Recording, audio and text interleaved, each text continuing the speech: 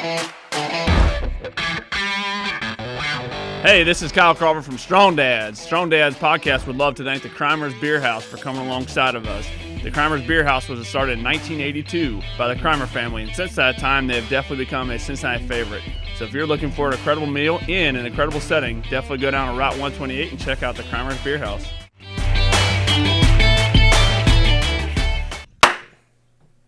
Not bad. Pretty good. Mm-hmm. A minus? Sure. Welcome to Strong Dads. This is Merle Hutchinson alongside of Kyle Crawford, Mr. Traffic Jam Man. Yeah, I was stuck in a little traffic jam today. It's all right, though. You doing all right? I'm doing all right. How are you? After a long work shift, and then you're one exit away from your house. I'm not even, I can like see the exit. I'm less than a mile away, and like, daggone it. So, yeah, it was a doozy of a morning. Yeah, But That's all right. Yeah. It could have been worse. You could have been in the accident. I could have been. It's all right. I was like probably a couple minutes away from being right in front of it. So and from what it sounds like, it wasn't good. It was not a good one. It didn't appear. So all right. Anyways, how are you doing? I'm good. I'm pretty good. Better than you. Right. Actually, I was sitting around. I was able to work on a few other things as I was waiting for you, so that's right. cool. I tweaked the show about 5 different times, so now I'm not sure even what we're talking about now. I took it all kinds of different directions, so I was like, he better get here soon because I'm going to have a whole different program going. Well, that's good. Well, before we jump into the show, we established that we got a big golf outing coming up here, Merle. And you're on my team, and I expect I need the competitiveness. We're out there to win. That's it. I don't care if it's a church golf outing. We are there to win. So step up your game, all right? Well, ask me how often I've been out there practicing and working it. How often? Not a flipping day. I have not.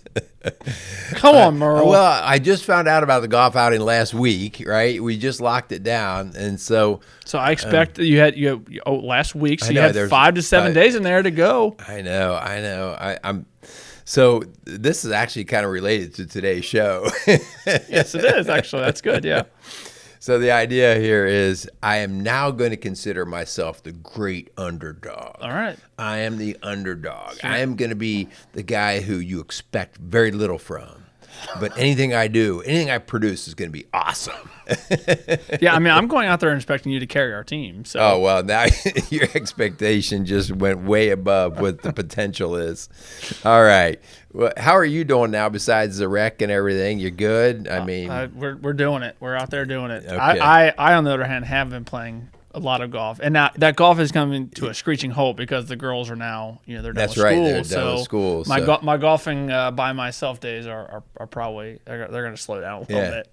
Don't let him fool you, man. He's a heck of a golfer. What did you shoot, like a 77 the other day? I shot a 76 the other day, so I'm getting there. I'm trying to keep that number right there all the time because I have a tendency I can get up into the low 80s sometimes. I want to stay in the 70s. I shot a 77, and then I had to go back and do the back nine, and I was like, "What the heck?" Anyways, what we got today? Let's break this down. All right. So this is actually going to start with some fun here. The idea of the underdog, the underdog, the idea that you cheer for the underdog. And we're going to actually question that a little bit. So I want you to hang with us today in the psychology of what's happening with true underdogs versus those pseudo underdogs. All right. And so there's a real thought process here that I had worked through, and really it's kind of shaped a little bit about how I work with people in my coaching on a regular basis. So anyway, and speaking about that a little bit, like think of some of the true underdog stories that you like. What are some true underdog stories that you like? Well, one of and I really like this movie. And it's based off of, and I think very loosely based off of the real story of Rudy. I love that movie. Just the little guy, finally getting his chance, and the whole stadium's rooting for him, and they carry him out. He basically from water boy to finally. It's a great underdog movie. It gets you fired up. What I've heard about Rudy in real life? What? I heard he's a real jerk. Really? I've heard that several times. Now, I don't know, but I just have heard that he's a jerk, which completely now changes how I sit and watch that movie. Because Well, I'm like, yeah. oh, man, like, I don't want him to be a jerk. Well, Rudy, if you're out there and you're a strong dad, Don't listen be to a this. jerk. Don't be a jerk. But come talk to us. We'd love to hang out. I want to see how much of this story is actually really true.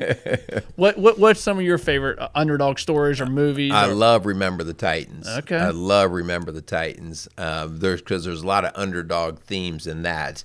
Everything from being the team, that wasn't expected to win the state tournament, but also just the coming together of the blacks and the white football players on the team during segregation and trying to have to make that work with that integration.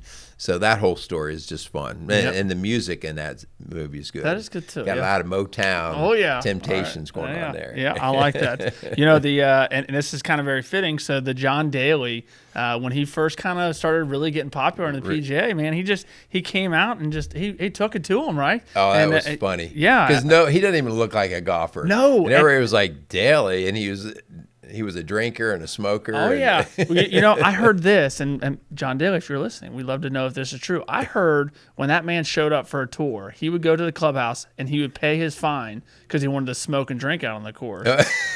And in the PGA, you're definitely not allowed to do those. So he would just go in there and pay his fine, like, yep, here you go. Yeah, I'm going to do me, right? This is my fee to get this privilege. I didn't know that. Yeah, I knew he was a smoker and drinker. Oh, yeah. But He's a smoker, drinker. He's a big-time gambler, but... Yeah. So John Daly went in the PGA Championship in 91. So that's been a couple that's of good years. One. How about recently the Kentucky Derby? Yeah, Rich Strike. Oh yeah. 80-1 odds. I think the greatest was like 90 or 90-1 odds. Okay. And so this was the second greatest underdog victory in Kentucky Derby history, which that got more airtime than any race just because people are like, no way, did you see that? Yeah, so that's a pretty cool story. Yep. I think we would probably be remiss if we didn't bring up the old David and Goliath, right? I think we got it. There you go. Now even see, biblical. Yeah, biblical. Yeah, absolutely. So the David versus Goliath, the scrawny little kid, he gets it out there and flings the stones right at him.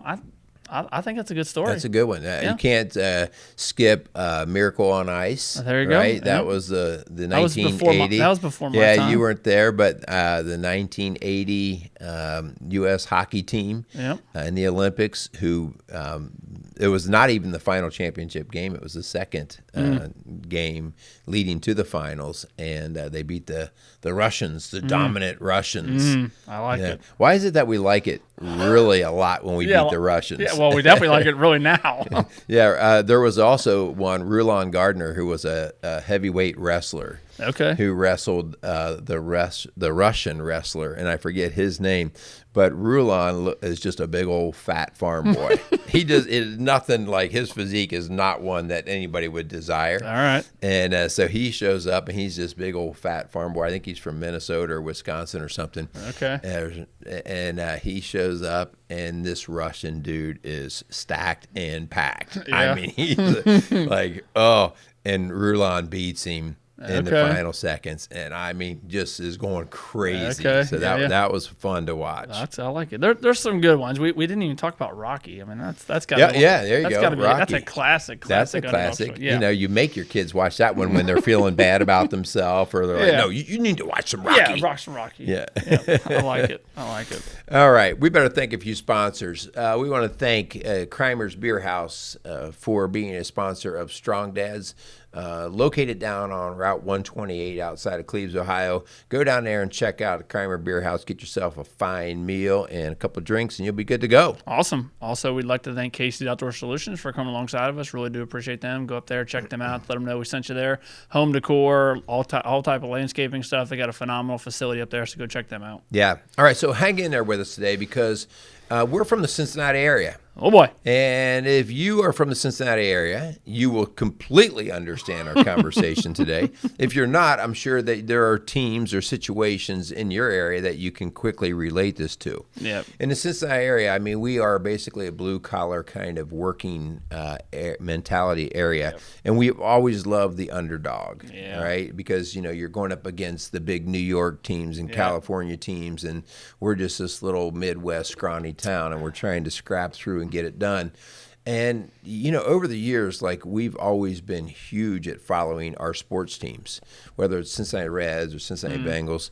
And it got to the point, though, until like this last year. So like from the 1990s, after the Reds were big in the 1990s, early 90s, after that, you talk about a drought. We have been in a drought. Yeah. And we just kept cheering them on. Yep. Because in our mind, they were always the underdog. Yep. And we were always, every year, waiting for this great, passionate victory that would sneak out from the jaws of defeat, and they'd be the victor. And we just couldn't wait for it to happen. And it just wouldn't, and it wouldn't. Yep. And I was catching that while I was also coming into a lot of my counseling work. Yep. And I started to draw some analogies that people who walk into counseling and coaching typically are not coming in there because they're having a great day. Yep. They're having a not very good situation in life. And, as a young, eager counselor or coach, like, oh, man, like they're coming to me, so I really want to embrace that and I want to help them. And after a number of years of doing that, I found myself just going, what am I doing? Why am I putting so much heart into so many of these situations? And what it was is I thought everybody was the underdog. All right. Gotcha. I thought everybody walked into me like they were on the upside down side of life. And so everybody was feeling very defeated in whatever situation they're in. And they kind of grabbed my heart. And so I became more passionate about trying to help them. And then you start to see, you know what? This guy might be in the position he is in life because of what he's doing or not doing. The Cincinnati Bengals might be in the position that they are in life, with the exception of the past 2 years, really, because of what they have been doing. Yeah. All right. And the Cincinnati Reds and whatever team you want to put in there, and whether we use sports analogies or just human life. And so I really started realizing there's a difference between an underdog and just a dying dog. There's a difference. Yeah. And so part of this in my coaching work is and it really went more from counseling to that point to coaching, because coaches can call it out. Counseling, you have to, that whole premise of counseling is a lot more passive. And coaching, that rung with me, and that's why we call ourselves coaches now at Rock Solid Families, because we still love an underdog. So don't get me wrong there. Like, we're all about the underdog.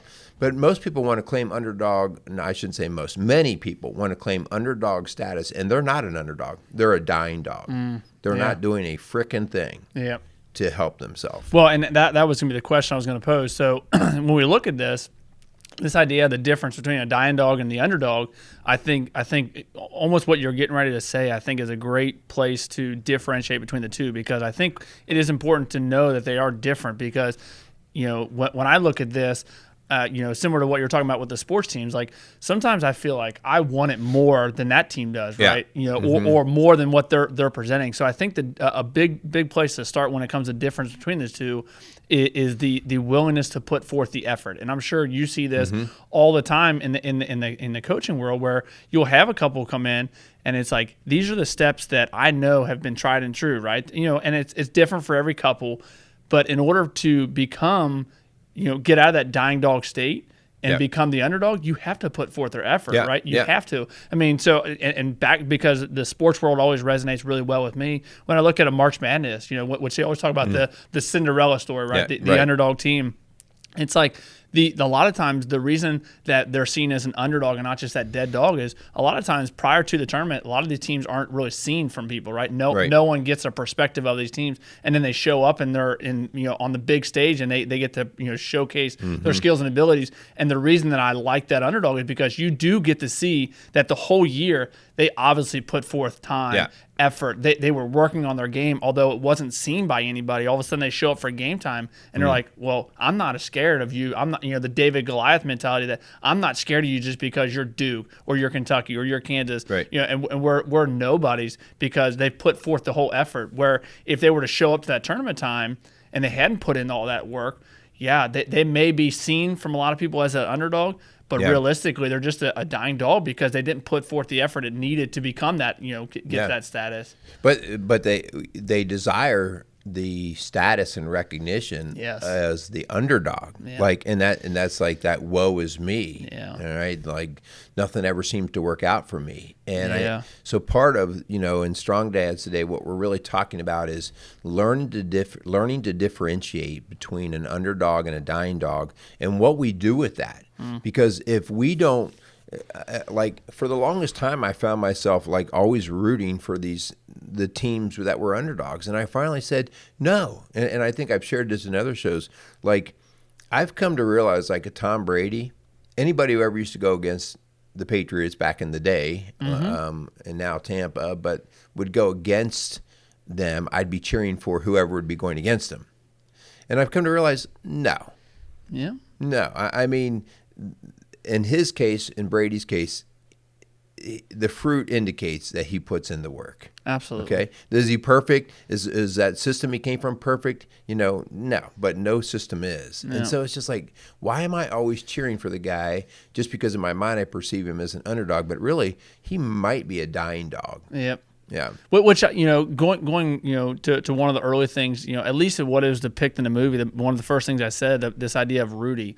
So if you put Rudy in the stage of the Notre Dame football team, right, this prestigious football program that has the big freaking dudes, right? And then you show somebody, and again, this is a depiction that Hollywood put it, that this small little scrawny guy, coming from basically nothing, the coal mining area, and he comes to Notre Dame football, and I think the reason why at least that movie resonates with me because it's he was willing to put forth the effort. He did put in the work. Right. So I can actually say he is an underdog because, at least again, the way it was depicted, that he was willing to put in the work. Did the work. But there were some things that were stacked up against him that were, again, he had no say in his stature. You can't say I want to be 6'4", 280 pounds. That's just not something we can do. So, in the case of the Rudy, situation, I think that to me that is a perfect depiction of someone who is a true underdog. There was things stacked up against him that he couldn't change, but he wasn't going to use that as a crutch. He was going to say, okay, this is where I'm at. This is the position I'm at. I'm going to put forth effort to try and better myself and put myself in a position to maybe no longer one day be an underdog. Now I'm just one of the dogs in the fight. Yeah. So it speaks to our desire, the people who are enjoying the attachment to the underdog, they can connect because in their own life they probably see themselves as a less than the next class above, so to speak, that they're looking to get to, right? Yeah. And so they're not at the pinnacle. They're not at the top of the mountain. Yeah. And so, which involves and includes most all of us, right? right. Most all of us. And so all of us have this connection to the underdog. But as we move through here, we want to really move to how we use this in parenting, how we use it in our own work, how I have to use it for myself. I personally have struggled with certain areas, just like all guys have. I remember the first time I was called out as the dying dog. That wasn't the phrase that was used, but I was a lazy student. Okay, I was a lazy student, and I could squeak by. So I could just squeak by and get my B's, get some C's, get some A's, but mostly B's, and I could squeak by. And I got into college, and in particular, I had a professor, Dr. Thuray, who was a strange dude that I really came to love and respect as a teacher because he really Well, he called me out. I had him for a botany class. A who? Botany, study of plants. It's. I'll teach you about that later. Botany? I've never. Is that bad? Oh, I'm going to cut that out. Okay. Don't even show your ignorance that you don't know what botany is. Botany? Botany. Is that like horticulture stuff? Yeah, kind of like horticulture. Then just call it horticulture. Why botany? It's the study of plants, okay? All right, anyways, continue. That is ridiculous. I'm embarrassed for you at this point. You're a dying dog, not an underdog. I've been willing to bet someone else that's listening to this right now has had no idea what a botany. Oh, no. Everyone out there. If you are. No. Yes. No. Team Kyle here. Let's move the show on. This is ridiculous. All right, anyways, your but basically, I was creeping by with like C's in his class. Okay. And he called me up once at the end of a class, and he called me Hutch. Hutch, old fellow. Really? He said, yeah, he was, Hutch, old fellow, come here. And he calls me up, and I mean, he gives me a tongue lashing. Really? Yes, right there. He's like, what the heck, are you doing? Blah, blah, blah. You are better than this. You are trying to shortcut this. I mean, he comes at me, and I'm kind of blown away. My eyeballs like saucers, like, Dr. Thuray.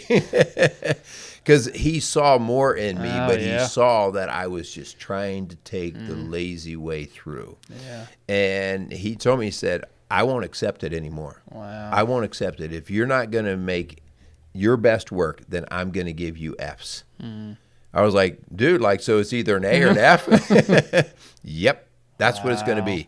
And he called me out that strongly, and that was a gift.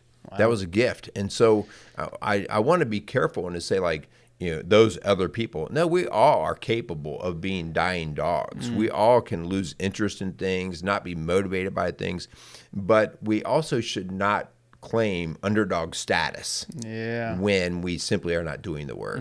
So that brings up a great, kind of maybe part of this discussion. What do we do then in the realm of the parenting world? So I'll take my girls, for example. Say I have, Ava is struggling in whatever she, right now I'm attempting to teach her golf. So she's struggling in golf, right? And we're going out there and we're working on things. Like how would you, obviously this professor was able to present a little bit of criticism in a way that he obviously knew you were going to take, because obviously there's a right and a wrong way to approach somebody.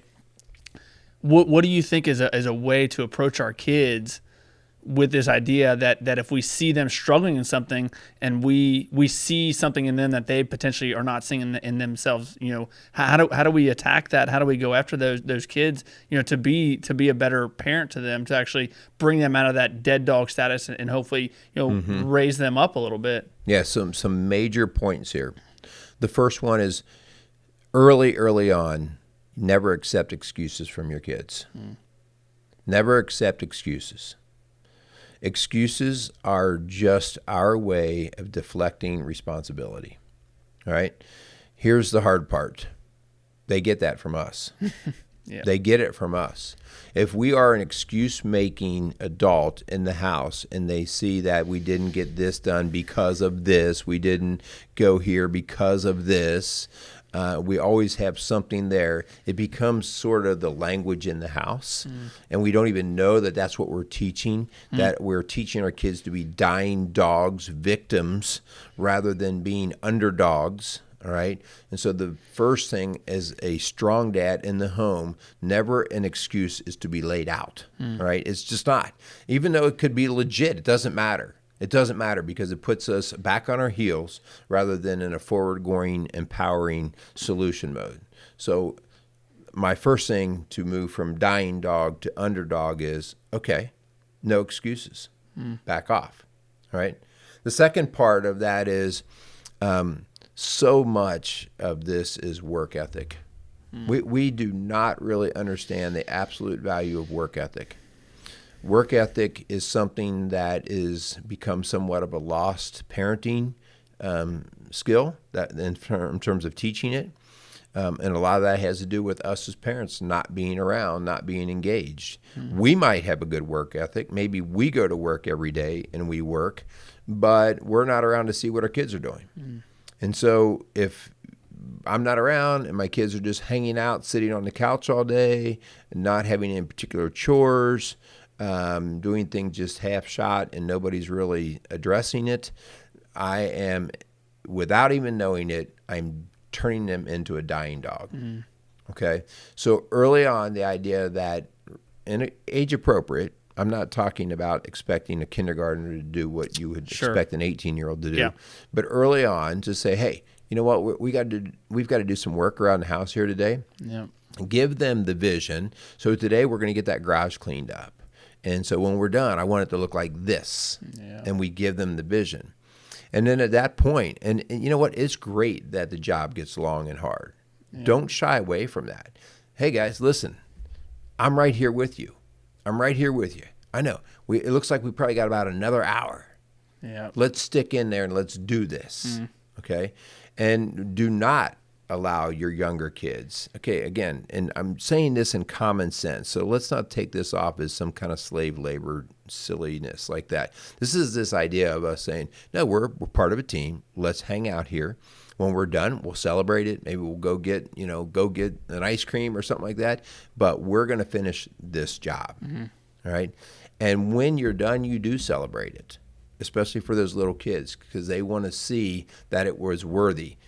You as the adult, you might see the worthiness in the garage being clean. A kid doesn't see the worthiness. They don't really care whether your garage is clean. Yep. So you have to address their worthiness in it, maybe with a reward of some sort. Yeah. Well, Merle, what you were saying there, I think is so, as dads out there, man, that idea of the we are in this, we're going to accomplish this. I think that is an incredible place to be with your kids. Because that first statement you were talking about, the excuses, that I feel like, especially putting myself, with my girls, like if I put them in a difficult situation and I'm not willing to jump in there with them, the excuses are going to be very natural, right? Yeah. Where if they say, well, Daddy's in it with us, we can do this, right? And it kind of builds them up and really gives them a little bit more confidence. So I think that idea of being in there with them, so if you currently find your kids or yourself in that dead dog type mentality, man, encompass and put people in your life that can surround you to help build you up. Because again, going back to the sports analogy, if you take a 1 versus 5 in a basketball situation, heck yeah, they're an underdog, right? But in their mind, they probably are thinking, well, I'm a dead dog. There's no way I can do this. Right. But then you put 4 other people around them, and now that underdog status comes back, and now we're not just maybe an underdog. We're just a normal dog. We can accomplish this. So I think the idea, when you were talking about cleaning up the garage and being in there with their kids and letting them know we're in this with you, investing that time to make sure that they can see the fruits of their labor afterwards. Again, they're not going to see the importance of that at that time, right? But to be in there with them, to invest that time with them, I think is crucial. Yeah, just the fact that they look up to you and you're over there getting dirty with them. Yeah. Many of our kids just love following their hero, and you happen to be their hero, right? And so they'll follow that. Another thing you pointed out, a really good point here when you talked about the idea of the underdog in basketball. So these guys have not even been on the big scene. They've been winning their small little games in their own little conference tournaments or whatever. And so, the cool thing that you hear all the time from kids who grew up in poverty, when they become adults and maybe they become successful, you'll ask them like, well, what was it like when you were young? And they'll say, well, we didn't even know we were poor. Mm. As a strong dad, I do not need to point out the deficits in our life or my kids' life. I do not need to point those out, because as soon as I point them out, especially inappropriately as an excuse or a blame, I've automatically handcuffed my kids. So I do not want to point out the deficits. You might think it's a deficit. Well, we don't make as much money as the guys down the street. Why even point that out? Your kids, that means nothing to them at all. As soon as you point it out, right away your kids jump into this victim mode, this dying dog mode of, well, if we were as rich as you, if we had what you had, no. You don't need to point that garbage out. That's why it's important that your kids don't know every single dime that you make or what the neighbors make. Right. They don't need to know that, because it carries no value other than to handicap them. Yep. Yep, I like it. It started making me think of that. And we were talking about this before. That in 2 Thessalonians 3:10, it talks about this idea that it says for even when we are with you, we gave you the rule: the one who is unwilling to work shall not eat.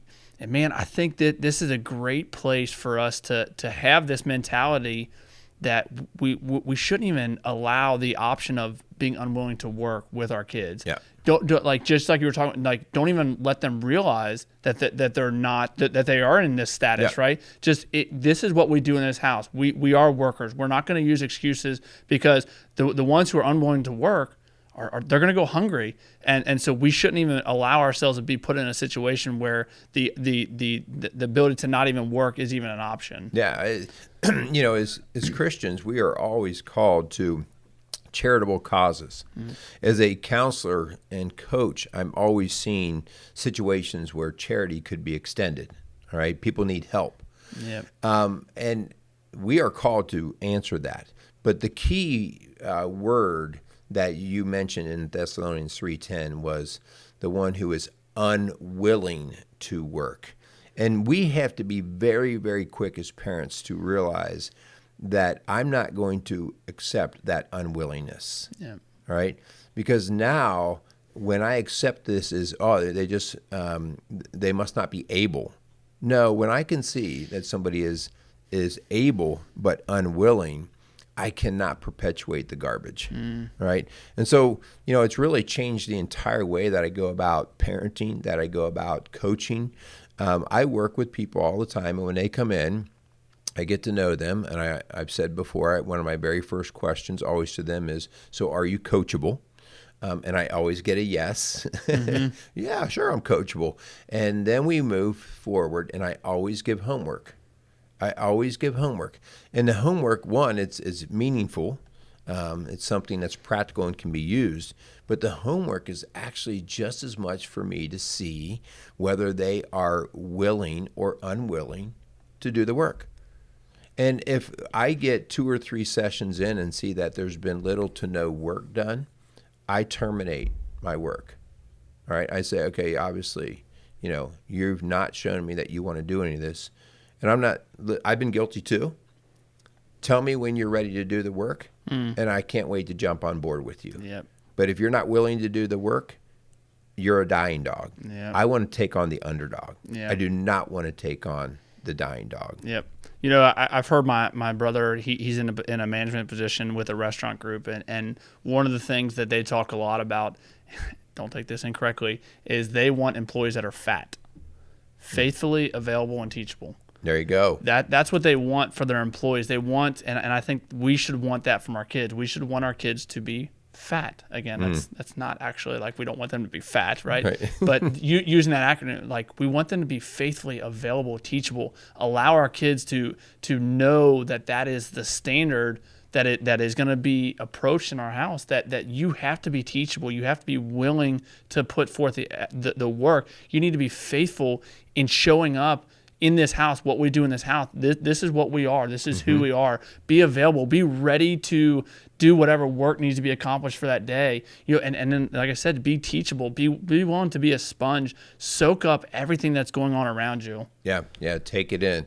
So anyway, kind of our walk away here is this can be applied to all areas of our life, sure, right? That we visit in every day, whether it's in sports, whether it's in parenting, whether it's in our government, we look at this in welfare systems all the time. I see it in my own coaching, and so we are actually called to help discern and get them to realize whether they're being the underdog, which is an okay status to be, or whether they're being a dying dog, and to tolerate people who are doing nothing or little to help themselves, and yet basically shielding themselves with blames and excuses. If we don't call that out, we are just causing more problems for them and us. And so it's so much part of us as strong dads that when we work with other men, that when they're belly aching about the challenges or whatever, and listen, we all get in that.